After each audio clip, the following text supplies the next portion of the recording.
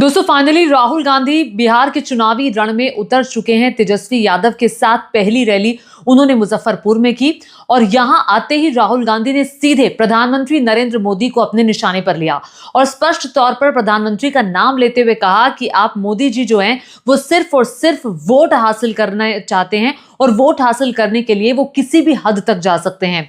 प्रधानमंत्री नरेंद्र मोदी का नाम लेते हुए उन्होंने कहा कि अगर आप चाहें तो मोदी जी से कोई भी ड्रामा स्टेज पर करवा सकते हैं। राहुल गांधी यहीं पर नहीं रुके। राहुल गांधी ने कहा कि अगर आप मोदी जी से कहेंगे कि वो भाषण ना दे, स्टेज पर आकर डांस कर दें और आप उन्हें वोट दे देंगे तो वो डांस भी कर देंगे स्टेज पर आके। तो राहुल गांधी ने बहुत तीखा बयान दिया और तीखे शब्दों में प्रधानमंत्री नरेंद्र मोदी को घेरा कि प्रधानमंत्री नरेंद्र मोदी जो हैं वो वोटों के लिए किसी भी हद तक जा सकते हैं, बीजेपी वोटों के लिए किसी भी हद तक जा सकती है, ये बताने की कोशिश आज उन्होंने जनता के बीच कही। सुनिए उन्होंने इसको लेकर क्या कहा।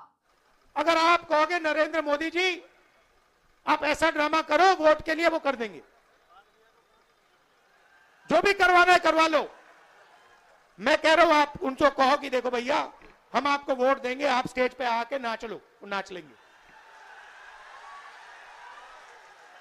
नाच लेंगे, कह रहा हूं आप कोशिश करो। मोदी जी आइए, स्टेज पे आइए, भाषण मत दीजिए, डांस कर दीजिए, हम आपको वोट देंगे, देखना कर देंगे। जो भी करवाना है करवा लो। तो राहुल गांधी ने बहुत तीखा वार किया और कहा कि प्रधानमंत्री नरेंद्र मोदी वोट हासिल करने के लिए अगर आप कोई ड्रामा उनसे स्टेज पर करवाना चाहें तो वो ड्रामा भी कर सकते हैं, वो डांस कर सकते हैं। बस उन्हें और उनकी पार्टी को वोटों से मतलब है, उन्हें सिर्फ और सिर्फ चुनावों को जीतने से मतलब है। यानी कि यहां पर राहुल गांधी ये बताना चाह रहे थे कि चुनाव ज्यादा इंपॉर्टेंट है बीजेपी के लिए, खुद प्रधानमंत्री नरेंद्र मोदी के लिए, लोगों की उनको चिंता नहीं है। यहीं पर नहीं रुके राहुल गांधी, उन्होंने सीधे नीतीश कुमार को लेकर कहा कि नीतीश कुमार तो सिर्फ चेहरा है, नीतीश कुमार के चेहरे का इस्तेमाल इस वक्त बीजेपी कर रही है। असल में जो रिमोट कंट्रोल है बिहार की सरकार को चलाने का वो बीजेपी के हाथों में है, कुछ 2-3 लोगों के हाथों में है जिससे बिहार की सरकार चल रही है। नीतीश कुमार सरकार नहीं चला रहे हैं। वो लोगों को कन्विंस करने की कोशिश कर रहे थे कि आपके मुख्यमंत्री आपको नजर आते हैं चेहरे के रूप में नीतीश कुमार, लेकिन असल में नीतीश कुमार वो व्यक्ति नहीं है जो पूरी बिहार की व्यवस्था को, पूरे बिहार को चला रहे हैं। सुनिए क्या तंज कसा राहुल ने। नीतीश जी का चेहरा का प्रयोग हो रहा है। रिमोट कंट्रोल बीजेपी के हाथ में है। आप ये मत सोचिए कि अति पिछड़ों की आवाज उधर सुनाई देती है। 3-4 लोग कंट्रोल करते हैं, बीजेपी कंट्रोल करती है, उनके हाथ में रिमोट कंट्रोलर है और उनको सामाजिक न्याय से कोई लेना देना नहीं है। तो यहां पर राहुल गांधी ने निशाना साधने की कोशिश की है अमित शाह पर, क्योंकि आरोप ये लगाया जाता है कि जो अमित शाह है उनके जो करीबी ब्यूरोक्रेट्स हैं, अधिकारी हैं, वो इस वक्त उनके हाथों में रिमोट कंट्रोल है सरकार का। सिर्फ नीतीश कुमार चेहरा है और इसीलिए इस बार नीतीश कुमार को मुख्यमंत्री के रूप में घोषित भी नहीं किया गया, उनका नाम घोषित नहीं किया गया। हालांकि बीजेपी बार बार ये जरूर कहने की कोशिश करती है जब से तेजस्वी यादव के नाम का ऐलान हुआ है कि देखिए हमारा चेहरा तो नीतीश कुमार है, लेकिन मुख्यमंत्री के लिए नीतीश कुमार के नाम का ऐलान बीजेपी ने नहीं किया है। और एक बार तो अमित शाह ने यहां तक कह दिया था कि भाई मुख्यमंत्री कौन होगा, ये विधायक दल का नेता कौन होगा, ये तो विधायक तय करेंगे, चुनावों के बाद ये सब काम होगा, ये अभी से सवाल पूछने का मतलब नहीं है। उन्होंने ये नहीं कहा जैसे वो पहले के चुनावों में कहते आए हैं कि नीतीश ही हमारा चेहरा है और नीतीश ही मुख्यमंत्री बनेंगे अगर चुनाव उनका गठबंधन जीत जाता है। अब देखिए राहुल गांधी ने आज से ताबड़तोड़ प्रचार की शुरुआत कर दी है। हालांकि पिछले कई महीनों में अगर आप देखेंगे तो बहुत सिर फुटअव्वल हुआ, आरजेडी के साथ सीटों को लेकर बहुत सारी बातचीत हुई और तमाम तरह के मुद्दे रहे। राहुल गांधी यहीं पर नहीं रुके, यहां पर उन्होंने कहा कि नीतीश कुमार पिछले 20 साल से मुख्यमंत्री हैं, खुद को वो अति पिछड़ा कहते हैं, लेकिन क्या उन्होंने आपके लिए कुछ किया? क्या उन्होंने प्रदेश के लोगों के लिए वहां पर जो स्वास्थ्य की सुविधाएं हैं वो बढ़ाई, रोजगार जनरेट किया? क्या शिक्षा की व्यवस्था जो है पहले से बेहतर हुई? तो तमाम सवाल उन्होंने नीतीश कुमार, उनकी पार्टी के लिए और बीजेपी के लिए दागे। सुनिए क्या कहा। यहां पे 20 साल से नीतीश जी सरकार चला रहे हैं। अपने आप को अति पिछड़ा कहते हैं। मैं आपसे पूछना चाहता हूं, बिहार में शिक्षा के लिए, स्वास्थ्य के लिए, रोजगार के लिए पिछले 20 सालों में इन्होंने क्या किया है, मुझे आप बता दीजिए।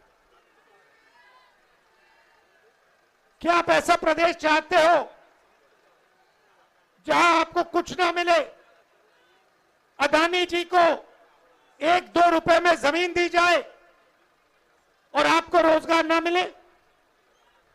ऐसा बिहार हमें नहीं चाहिए।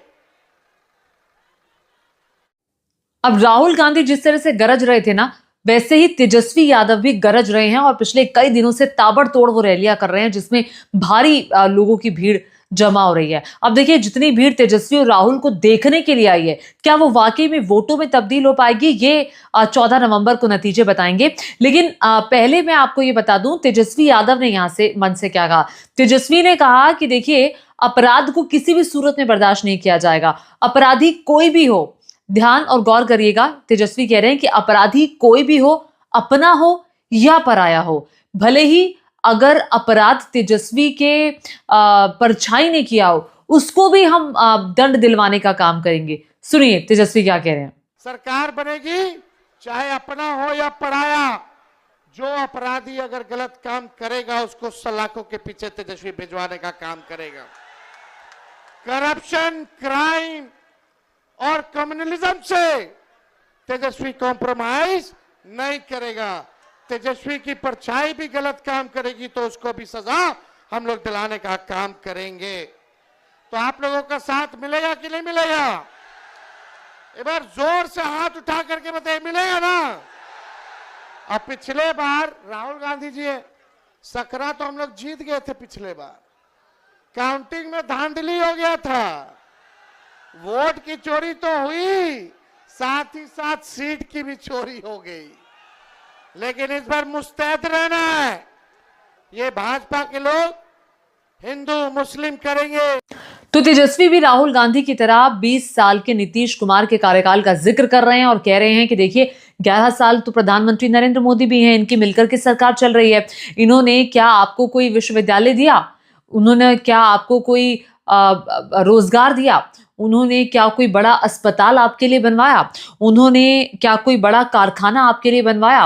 और लोगों से कहा कि ये सब अगर वो 11 साल में, 20 साल में नहीं दे पाए हैं, तेजस्वी यादव ये कहने की कोशिश कर रहे थे, तो इस बार हमें मौका दिया जाए ताकि हम आने वाले सालों में जो वादे किए हैं उन्होंने हर घर सरकारी नौकरी का, वो पूरा कर पाए। हालांकि ये जो वादा है ये बहुत सुर्खियां भी बटोर रहा है और तेजस्वी यादव का इसको लेकर कोई रोड मैप है, जो वो कहते हैं कि उनके पास रोड मैप है, लेकिन ये वादा वाकई में बहुत मुश्किल वादा है कि क्या हर घर वो सरकारी नौकरी दे पाएंगे, और या फिर उन्होंने चुनावों के चलते ये सब कहा है। हालांकि एक इंटरव्यू में तेजस्वी यादव ने बाकायदा इस बात को लिख करके नीचे सिग्नेचर भी किए कि हाँ, वो इस वादे को आने वाले वक्त में पूरा करेंगे। सुनिए तेजस्वी क्या कह रहे हैं।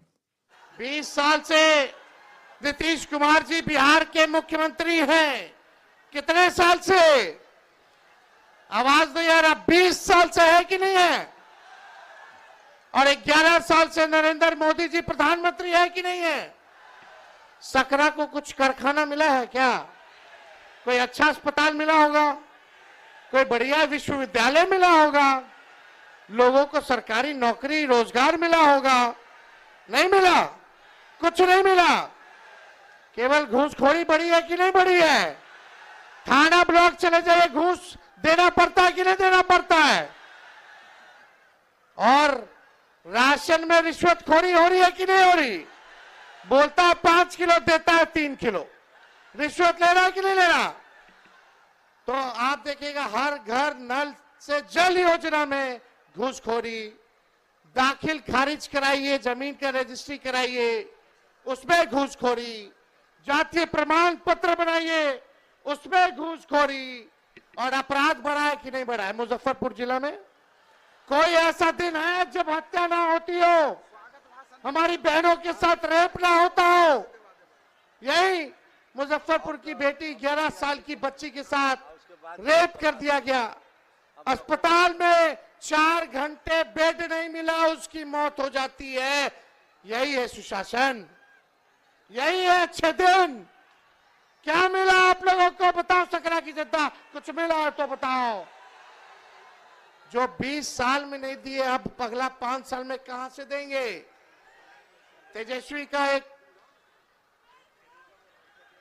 तेजस्वी के मन में एक दर्द है, एक पीड़ा है।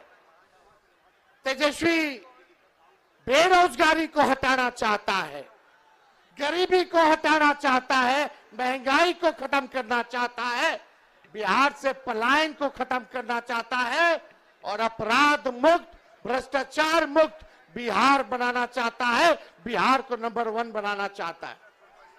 लेकिन 20 साल नीतीश जी के राज करने के बाद भी, 11 साल नरेंद्र मोदी जी के राज करने के बाद भी बिहार देश का सबसे गरीब राज्य है।